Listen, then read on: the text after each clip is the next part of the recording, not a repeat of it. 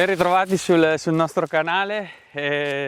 Siamo riusciti finalmente a fare un video dedicato a questo lavoro perché sono state giornate super intense tra i lavori che stiamo andando avanti di vendemmia e i lavori di diciamo così estirpo del vigneto, come avete già iniziato un po' a capire. Ovviamente non abbiamo iniziato né le potature invernali né abbiamo fatto una potatura drastica per quanto riguarda la produzione, ma sono appunto lavori legati all'estirpo, quindi a questo grande lavoro che dobbiamo fare in questa parte dell'anno.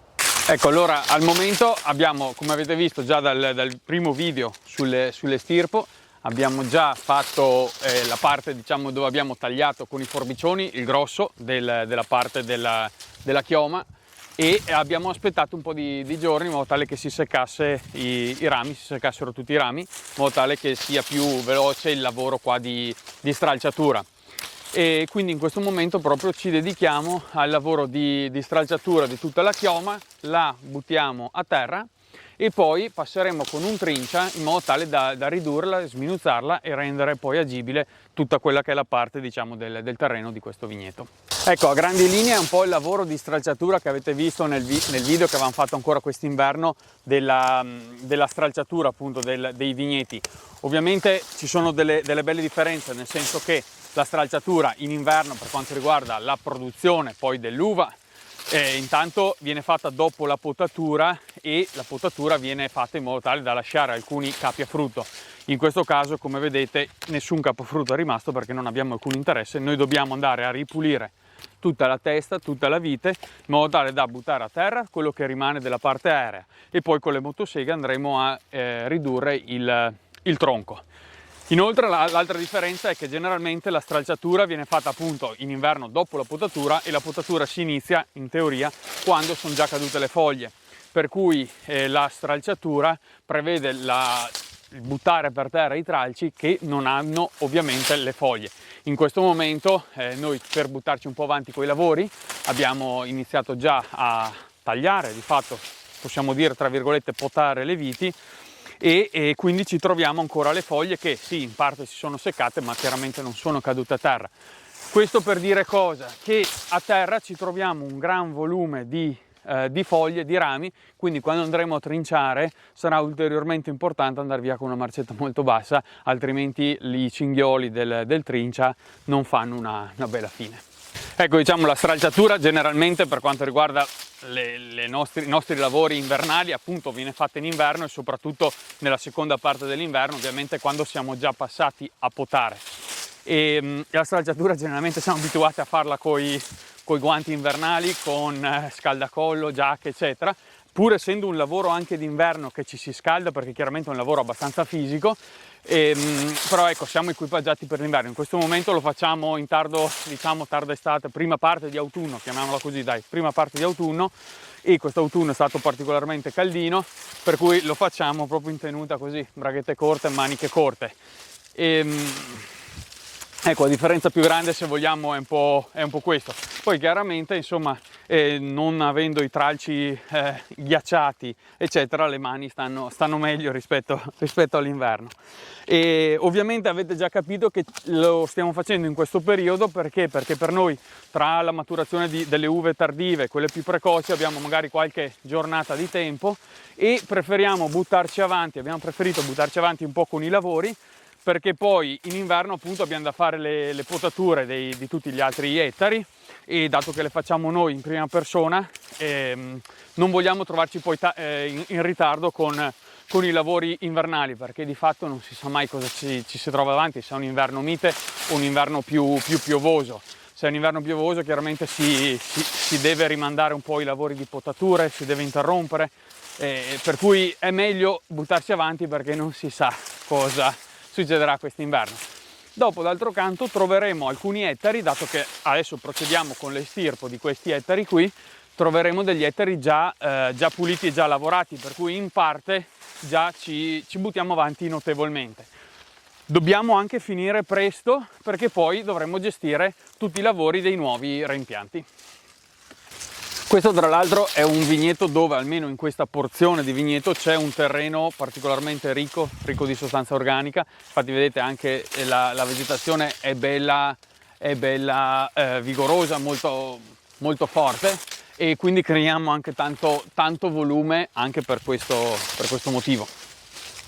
Tra l'altro questo lavoro si potrebbe anche provare a farlo con una prepotatrice, l'unico problema è che, come vedete, ci sono dei distanziatori qua, dei fili di ferro che ci servono quando è ora di tirare su i tralci, tutta la parte verde in estate.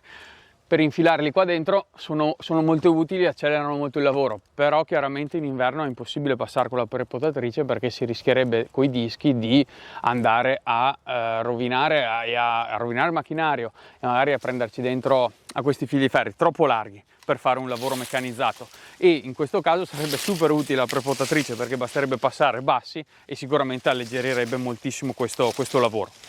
Questo anche per capire quando si dice, cioè, che un vigneto ogni tanto all'interno di un'azienda deve essere un po' fatto il rinnovo dei vigneti, non solo per mantenere delle varietà che magari sono più utili eccetera o fanno più, diciamo, interesse sul mercato, ma anche per tenersi aggiornati, tenersi al tempo sul sistema di allevamento, in modo tale da essere sempre portati verso un'ottica futura. Almeno noi ragioniamo in questo modo.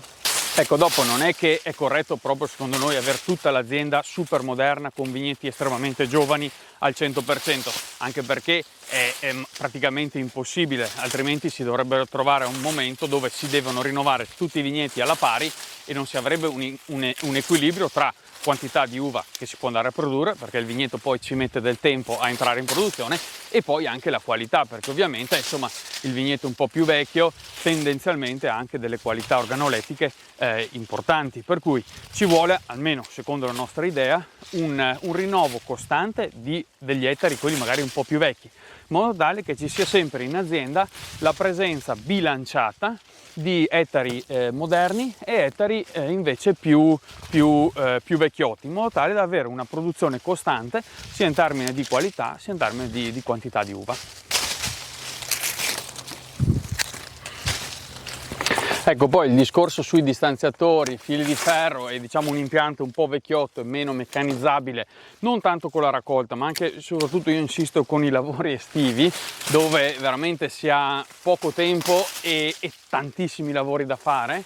Ecco, per esempio i distanziatori danno un po' fastidio in questo vigneto, e ce ne siamo resi conto per esempio con la cimatrice, nel senso con la nostra cimatrice lì che abbiamo preso coltelli che si va via molto veloci, avete visto anche il video, insomma si riesce a fare un buon lavoro a grandi velocità. In questo caso qua, in questo vigneto non me la sentivo di procedere velocemente, proprio perché i distanziatori non permettono proprio una squadra precisa, diciamo, di quella che è la parete fogliare, per cui cercavo di starmene un po' fuori per non andare a danneggiare la cimatrice di fatto. In più in questo vigneto, come si può notare in alcune vigne, hanno a volte alcune gobbe, alcune protuberanze che creano degli ingombri. Per esempio, ecco, quella vite qui creano degli ingombri che ovviamente rischi a volte di prenderci un po' contro con la cimatrice. Questo è dovuto a cosa? Ovviamente a potature negli anni, ma soprattutto al fatto che questo vigneto era tutto a pergola, come vi abbiamo spiegato nel video precedente. Erano tutte pergole, piano piano sono state trasformate in spalliera. Perché? Perché innanzitutto c'era più arieggiamento della chioma, avevamo una produzione un po' più bassa con la trasformazione a spalliera, per cui maggiore anche qualità, e soprattutto poi un minimo di meccanizzazione, quindi cimatrice e defogliatrice nel periodo primaverile, estivo e in pre-vendemmia anche la defogliatura. Per cui per questo motivo abbiamo deciso di rinnovare diciamo da pergola, di passare da pergola a spalliera. Ovviamente bisogna lavorare con un po' di compromesso. Ecco, come potete vedere anche sia questo pezzo, diciamo, di vite esce da quello che è il profilo un po' del filare, proprio perché una volta probabilmente da qui partivano dei tralci, venivano organizzati a pergola, e quindi era corretto che occupasse questa zona. Purtroppo quando sono state trasformate a spalliera abbiamo dovuto un po' adattare quello che ci trovavamo davanti, senza andare a fare dei tagli drastici per andare a reimpostare le viti, altrimenti sarebbe stato un disastro col mal dell'esca. E dall'altra parte ovviamente, come dicevo, un po' di compromesso quando si lavorano con alcuni macchinari, cimatrice e defogliatrice. Ovvio che non puoi pensare di lavorare come se fossi in un vigneto estremamente meccanizzabile, per cui ci vuole sempre un po' di attenzione. attenzione in più. Allora, adesso abbiamo finito la stralciatura e dobbiamo proseguire con i lavori di trinciatura. Abbiamo il nostro trincia della Berti attaccato all'andini, al frutteto, e passeremo con quello a fare la sminuzzatura di tutto quello che abbiamo tirato a terra.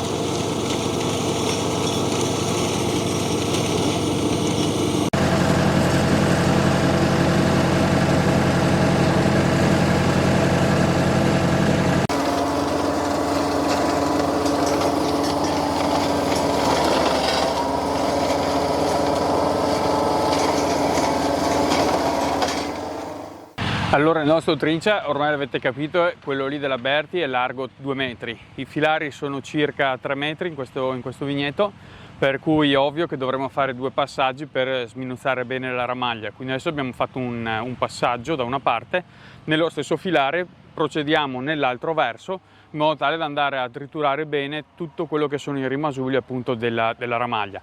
Questo perché? Perché poi dovremo avere il terreno bello libero, perché andremo nei prossimi giorni a tirare giù i fil di ferri, a tagliare la legna e a recuperare appunto la legna. Dovremo passare con il trattore e il muletto a buttare dentro appunto tutti i pezzi di legna delle viti, e se abbiamo un terreno bello pulito, bello diciamo libero da tutto quello che è il residuo della potatura che abbiamo fatto, ovviamente lavoriamo più in tranquillità. Allora, adesso abbiamo fatto i 2 passaggi, quindi da un verso e dall'altro, e abbiamo concluso i lavori di trinciatura della ramaglia.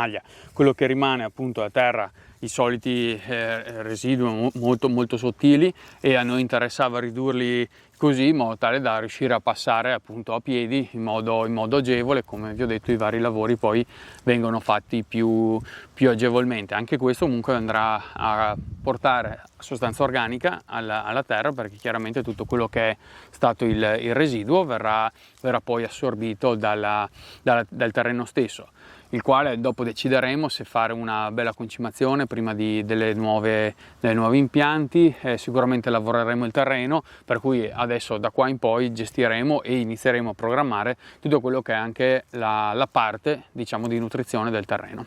Noi siamo arrivati alla fine di questo video, speriamo che vi sia piaciuto, che sia stato interessante l'argomento di cui abbiamo trattato. Il prossimo appuntamento su questo, il prossimo capitolo su questo estirpo, i lavori di estirpo, sarà sulla riduzione delle viti, quindi di tutta la parte del corpo delle viti che rimane.